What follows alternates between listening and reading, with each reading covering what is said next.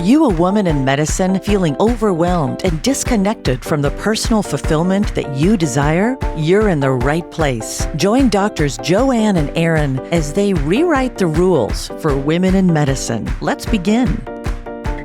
Women in medicine don't need more strength. They're already carrying entire systems on their backs. What they need, what we need, is support. And coaching is the lifeline no one ever told us about. If you've ever thought, I should be able to handle this, then this episode is for you. Because handling it alone is exactly what's keeping so many brilliant women stuck.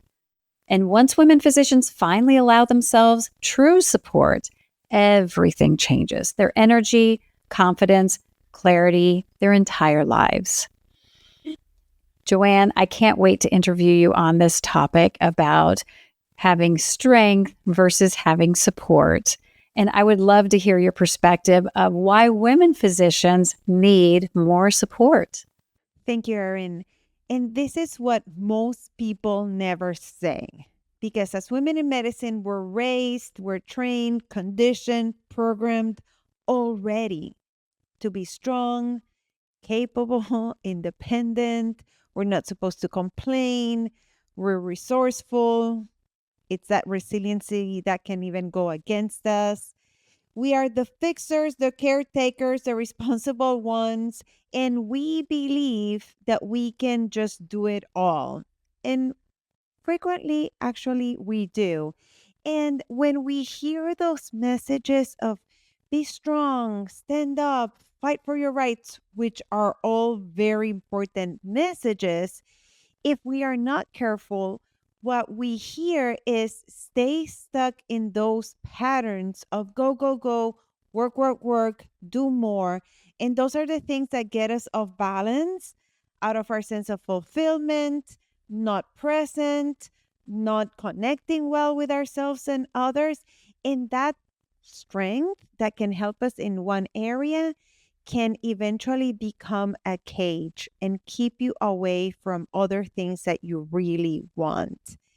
Because in medicine, especially for women, being strong really means caring more than everyone else, say yes to everything, never needing help. Is that four-letter word that starts with an F that gets us in trouble? And I mean fine, not that other F word, although sometimes that's how it feels. And we're just always performing. We are the emotional containers for everyone around us. And we end up feeling like we're the ones keeping it all together. And again, these are not bad things. These are incredible traits that allow us to do the things that we do. And so many women came before us to fight for those rights and equality and all those things. We just need to be very careful because medicine is kind of that Lone Ranger game. And then we end up believing that we're just supposed to do it all by ourselves. And that if we need any kind of help, it means that we're weak or we're not doing it enough. And I'm speaking from my own experience as well. I say fine so many times, and then I've trained myself to ask, are you really? And it doesn't mean that there's something wrong, which is I think what we end up believing. It's more of a better question could be, would it be better if I had support? Would it be easier? Could I save my energy for something else if I am flexible here instead of believing that I'm supposed to do it all? So we have to shift and pair it up with support, with really knowing where our limits are. And again, it's not the question of capacity and can you do it? It is more about where are you? Where are your energy levels? What do you want in your life to keep that balance? And with support, connection, that really good tribe around you can actually make it better and easier for you. I love that, Joanne. And I think challenging the status quo is something that you and I as coaches do all the time. And just actually earlier this morning, I was challenging someone on you're doing this chore. It takes you 45 minutes out of your workday. And I would bet 90% of it is administrative. It was getting the chart set up for the next day. And I said, challenged about like, what if you asked your support team to do the 90% that they can do and you get to own the 10% you should own? What could that look like, that extra couple of hours a week? And you multiply that every week, you're running an office. And sometimes that little bit of support can be a game changer to allow you to show up and shine in those areas where you are struggling because you're spread so thin, trying to do it all on your own. Yes. I was talking with my women in the group, and that is such a common topic that we Women in your coaching. in coaching, sorry, I got a little distracted there. Then we talk about this all the time, and it's so incredible. And when we're together and we're sharing, then it's like the hearing, like, oh yes, I do that too. And why is this a problem? And these are the important conversations that we need to have. Yeah. So, Joanne, you and I have seen coaching as a lifeline. I'm sure our listeners have heard us talking about the coaching that we do and the coaching that we've experienced for ourselves and for our clients. Tell me about what coaching is and what it's not. Love that question. And I'll start saying I had one of my clients said something recently, and it was kind of like an aha moment for her. And she was talking about coaching, saying, I've had coaches, like workout coaches, for a long time, and I'm always impressed of the things that I can do that I didn't believe I could, because I've had a coach, because I had someone push me out of my comfort zone and fix my moves, and kind of dared me to do something a little bit harder because they believed in me. And then she said, and you are like that for my brain and my thoughts and my emotions.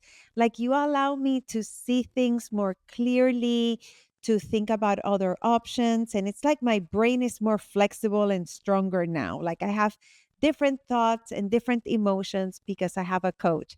I'm like, oh my goodness, that went straight to my heart. It was such a beautiful compliment. And so that's kind of a good way to define coaching, is you have someone and space to think clearly without all the million things that our brain has in the background. And a coach will help you also see your blind spots. I know I experienced that myself. And right, like I say, I've been a psychiatrist for 20 some years, and I've been personal development for almost as long, and a coach for about a decade already. Right. So I do the work, and I need my coach to mirror back and say, I wonder if this is going on, or this sounds like you're repeating these patterns. I'm like, dang it. Yes, you're right. So it's that ability to see what you're missing. And that can be a game changer, just that. It's also a container for emotional processing and to go deeper in your thoughts. Like, I like to use the analogy, like, in the news, when you're watching it and they're talking, and then there's the not the closed captions, but the headlines. Like, there's usually like a banner underneath.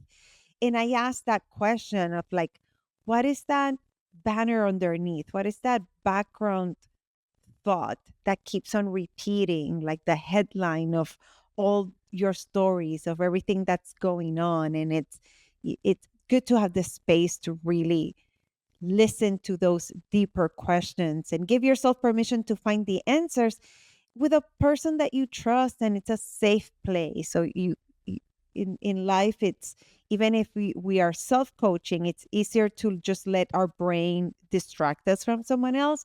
And when you're coaching, when you're in your right, it's like being in a workout class. If you're by yourself, you're like, oh, I think I'm done. I'm gonna stop. But if you're in a class, especially if it's a group class, you're like, okay, I guess I'll keep on going, right? Which is why I love working out in groups because it's always so motivating. So group coaching and one-on-one coaching also gives you that benefit. And it's a way to also reset your nervous system, and it that can be done in so many ways. Coaching can be so powerful for that. I always say that, especially for people in medicine, that because it's hard for us to ask for help. Coaching is a beautiful kind of health promoting thing that it's not necessarily like, in air quotes, like asking for help, because we have a hard time with that. And it's a collaborative process, and you make decisions from a place of alignment and having full awareness of what are your priorities and your values. And then, of course, it serves as accountability, and it's a catalyst for transformation. I don't know if I could be where I am in my life right now with all the big decisions I've taken in the last years and big steps without having done coaching myself. And even when I'm coaching, I'm also learning and I'm also holding myself accountable. So it can be so powerful. It's one of my favorite things. It's so, so important. And so, Joanne, you've shared some of the things that what coaching is and how it challenges us. I love also it helps us get to know ourselves because, especially women physicians, we're always focused on others. And when we're busy looking at them, we don't take the time. And some of those questions that we ask as coaches or that we're asked getting coached, it does need some soul searching. And it's good practice to get to know each other. I would love to hear also, what is coaching not? Yes. And I think because I am a psychiatrist and I'm trained in psychotherapy and do coaching, I get that question a lot, especially in comparison to therapy. And that's where we start. It is not therapy. And I have that boundary very clear because as physicians who coach, if you think of your specialty, right? If you're an anesthesiologist and a coach, that's pretty clear. You're not practicing anesthesia when you're coaching. But for me, as a psychiatrist training psychotherapy, my tools are my conversation. So I am very clear in terms of where my boundary is. And um, it's something that's very important in a coach. Like you need to know, like as coaches, we need to know where those boundaries are.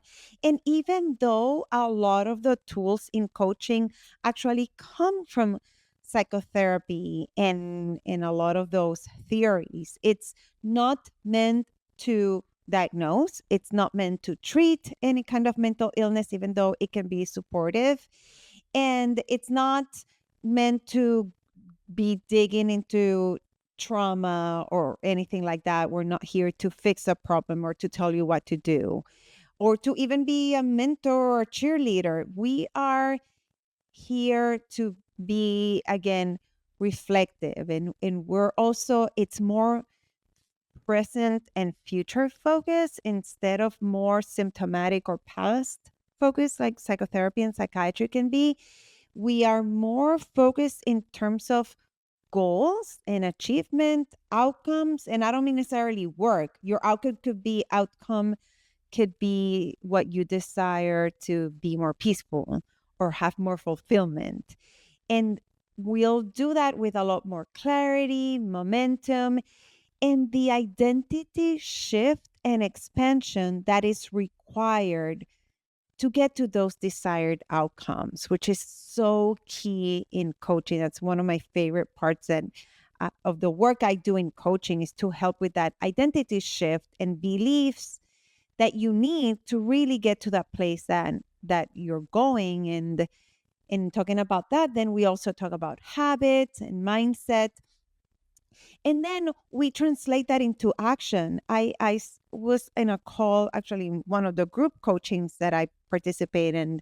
We had a special guest, and he used a really good analogy of saying, in comparing kind of the therapy to coaching. He wasn't exactly talking about this, but I'm going to use the same analogy, that he's saying if you have an athlete, you can, and something happened, you can train them, you can teach them the exercises. You can even help them get to the physical movements they need, but then you'll get them ready to be in the field. And it is what they do in the field that will really translate into that transformation. And I think coaching does that too, is that challenge into the action that will lead to those outcomes and the transformations. And it's really the best way to really get to that next level self. I always say, if we can do better, it becomes a responsibility because everyone around us benefits. And that's how we change the world, to be cheesy, right? Like we say, we can't change the circumstances, but by showing up better, that's how we really can create a ripple effect. And we never know what will happen down the road in terms of positive change. And it might be cheesy, but that's what I'm choosing to believe on purpose. Yeah, I love that. And just like, when you get that support, not only do they help you get to that place, but I think a coach can help you get there so much faster and with less energy. You're not having to DIY it. You've got this expert who is trained and, has the resources and tools to help guide you there. And so, Joanne, you've talked a little bit about this, but I would love to know, how can coaching help us? So I'll say a few things that then we've talked about. So the first one is clarity in terms of your identity. It's like our GPS. You can set it up. Just giving it the information of where you are is not enough. Like, you have to say, where are you and where are you going? And then it'll give you a route. And you know what GPS does? If there's traffic or an accident or a detour, it'll show you a new way without judgment, without beating yourself up. It might take a little longer. It might be a route that you don't know, but it'll redirect you. So coaching helps with that as well. It's that identity clarity of who you are now versus who you are becoming and the path that you'll take. Second thing, which it's surprising how much we need this, but we need self-trust and that self-confidence, that permission to want what you want. And I hope you hear this well, because we do need to give ourselves permission, and we can be grateful of where we are and still want more and invest in the help that will get you there faster, more efficiently, like you said, Erin. The third one, and I know this is not a popular word, but emotional resilience. And hear the word resilience in a positive way. It's not stretching beyond our bandwidth. It's flexibility and our ability to bounce back, to ground it to where we want to be, with compassion and kindness and taking care of our nervous system. It also helps with boundaries. This is the work that we all need to protect what's important to us without guilt. And from there, then we'll have time and freedom to really get to the other things that are important. So it's not just work, work, work. And we'll do this with more confidence, more joy, more fulfillment, more harmony. And that's how we move forward. And coaching is definitely the kind of the fast train that you want to take to get there. And we know that, can we do this by ourselves? Can we read about it? Probably, but it's not uncommon for us to feel stuck, overwhelmed. And when we don't take action, and there are a lot of things going on, research shows that you don't just stay the same. You can actually go backwards. So any kind of support along the way will guarantee progress and more life satisfaction as well. So critical these days, Joanne, with such high rates of burnout, so many rates of people leaving medicine, and sometimes with the right support, you can find that there are enough things under your control where a situation where it didn't seem manageable can actually become manageable. So thank you for helping share with us why women could use more support rather than just getting more strength, and then what coaching is and is not, and then also how it can help us. So powerful. And for our listener, I would love to challenge you. If you're not watching us on YouTube, you can go to the show notes and go over to our YouTube channel. If there are some questions you have about coaching, especially coaching in medicine, and what some of the benefits are, head to our YouTube channel and put in the comments and let us know your additional questions, and we'll be sure to answer them. And with that, stay tuned because our next episode is coming right up. Do you want exclusive resources and the opportunity to connect with us? Then visit createmeaninginmedicine.com now, where you'll dive deeper into how you can create meaning in medicine. And if you're serious about optimizing your results, take 2 quick steps now. Connect with us on the website and tune in to the next episode.